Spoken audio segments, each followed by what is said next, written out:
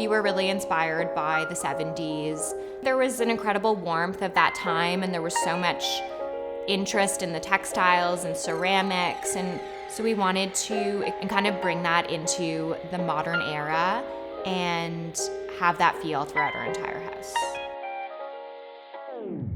For me, I want my space to feel as unique as possible, and I don't want to see the same thing everywhere.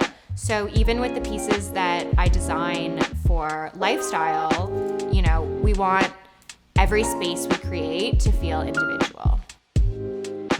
So I think there's definitely a movement in kitchen design to move towards something that feels less like a kitchen. So I think that's why everyone is moving towards these integrated appliances like JennAir, because they allow the space to feel more like another room of the house as opposed to just a very specific area where you store food and cook.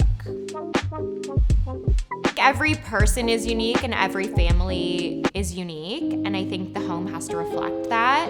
And getting to know your clients and understand who they are and how they're going to use the space will allow you to create something special and unique to them.